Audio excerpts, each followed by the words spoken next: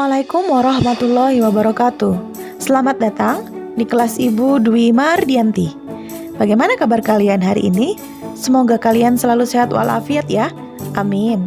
Hari ini kita akan meneruskan pembelajaran kita, yaitu gaya dan hukum Newton. Adapun tujuan pembelajaran yang akan kalian capai hari ini adalah yang pertama, kalian diharapkan mampu memahami konsep gaya, mampu memahami hukum 1 Newton, hukum 2 Newton, dan hukum 3 Newton, serta mampu membedakan bagaimana penerapan hukum 1 Newton, hukum 2 Newton, dan hukum 3 Newton dalam kehidupan sehari-hari. Baik, konsep gaya itu sendiri adalah tarikan dan dorongan. Gaya dapat mengubah bentuk, arah, dan kecepatan benda. Gaya dibedakan menjadi dua, yaitu gaya sentuh dan gaya tak sentuh.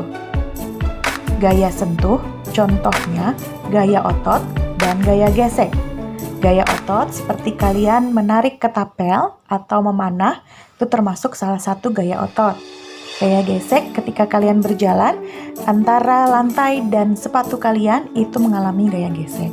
Sedangkan gaya tak sentuh contohnya adalah gaya yang terjadi pada magnet dan gaya gravitasi. Kemudian akan menjelaskan mengenai resultan gaya. Resultan gaya itu sering juga disebut sebagai gaya total. Ya, jumlah gaya. Ada dua macam ya, ada gaya yang searah, ada yang gaya berlawanan arah. Gaya searah contohnya, misalnya kamu ingin mendorong lemari yang sama-sama ke kanan, berarti searah. Kalau yang berlawanan arah, contohnya ketika kalian tarik tambang, itu gaya yang berlawanan arah. Untuk mencari resultan gayanya, kalau gaya searah tinggal dijumlahkan, tinggal ditambah. Kalau gaya berlawanan, dikurang. Artinya dikurang ini yang besar dikurang yang kecil. Yang besar berarti arahnya akan menuju ke situ. Misalnya tarik tambang, grup A 100 Newton, grup B 80 Newton, berarti yang menang adalah grup A, karena grup A gayanya lebih besar daripada grup B. Baik, kita langsung saja ke contoh soal seperti ini. Misal ada gaya, dua buah gaya, F1 dan F2, kalian lihat anak panahnya sama-sama ke kanan, sehingga arahnya sama. Jadi tinggal dijumlahkan saja. F1 jika F1 10 Newton dan F2 8 Newton, maka resultan gayanya tinggal dijumlah. F1 ditambah F2, 10 ditambah 8, 18 Newton. Arahnya kemana? Oh, ke kanan, berarti 18 Newton ke kanan, karena sama-sama ke arah kanan. Kemudian ada soal selanjutnya seperti ini yang berlawanan arah. F1-nya kita samakan aja 10 Newton dan F2-nya 8 Newton. Tapi dari gambar F1-nya ke kanan, F2-nya ke kiri. Sehingga untuk resultan gayanya F1 dikurang F2. Karena F1 lebih besar, 10 dikurang 8, 2 Newton ke arah kanan. Hukum 1 Newton. Mari kita simak video berikut ini ya.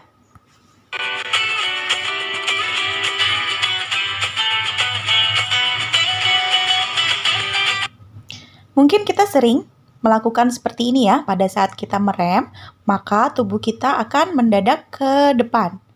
Mengapa demikian? Nah, peristiwa ini merupakan salah satu contoh dari hukum 1 Newton. Sebenarnya tubuh kita ini ingin ke depan, tetap ingin ke depan pada saat berjalan. Tetapi karena sepeda motor sudah berhenti, maka tubuh kita yang condong ke depan. Hukum 1 Newton berbunyi, jika resultan gaya pada suatu benda sama dengan 0, maka benda yang diam akan tetap diam, dan benda yang bergerak dengan kecepatan tetap akan tetap bergerak dengan kecepatan tetap. Pada video tadi, sebenarnya tubuh kita masih ingin bergerak, cuman karena sepeda motornya sudah berhenti, maka secara otomatis tubuh kita akan condong ke depan. Secara matematis, hukum 1 Newton ditulis sebagai sigma F sama dengan 0, di mana sigma F itu merupakan resultan gaya, satuannya Newton. Nah, hukum 1 Newton ini juga sering disebut sebagai hukum kelembaman atau inersia. Apa saja penerapan dalam kehidupan sehari-hari?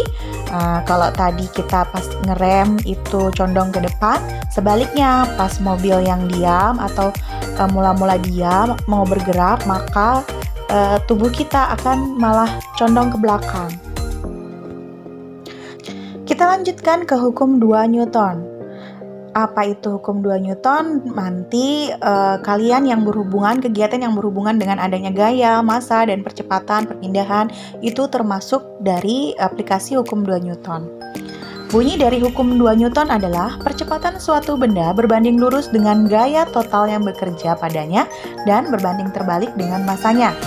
Secara matematis, hukum 2 Newton ditulis sebagai A sama dengan sigma F dibagi M, di mana sigma F itu gaya resultan, satuannya Newton, M itu massa, satuan kilogram, dan A itu adalah percepatan, satuannya meter per sekon kuadrat.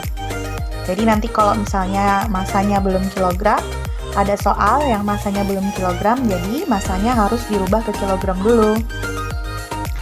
Di mana arah percepatan itu sama dengan arah gaya total yang bekerja.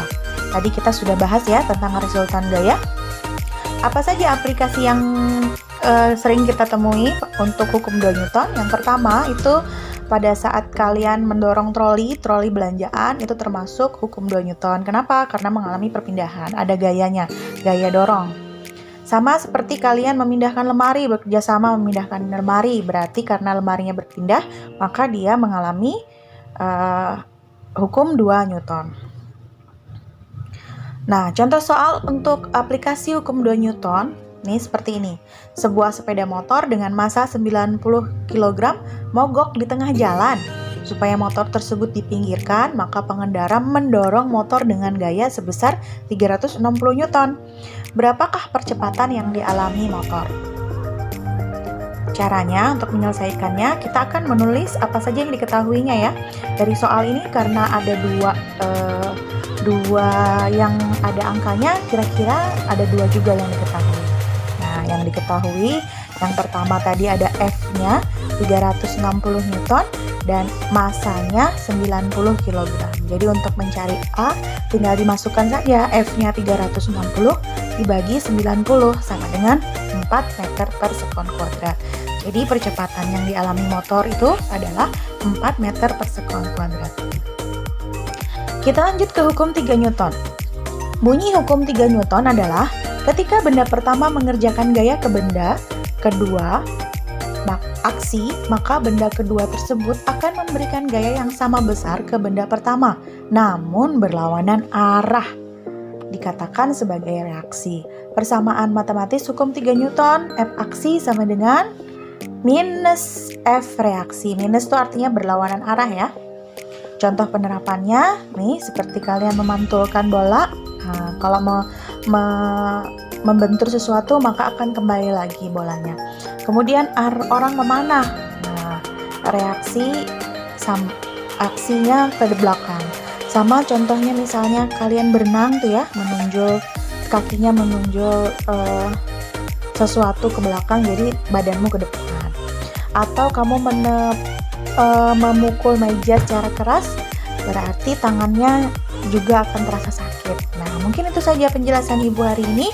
Mudah-mudahan bisa sedikit memperjelas, sedikit memahami bagaimana itu gaya dan hukum-hukum Newton. Nah, untuk lebih jelasnya silahkan kalian baca secara mandiri di buku ya. Untuk saat ini cukup sampai sekian dulu. Ibu ucapkan terima kasih. Wassalamualaikum warahmatullahi wabarakatuh. Sampai ketemu di kelas Ibu berikutnya.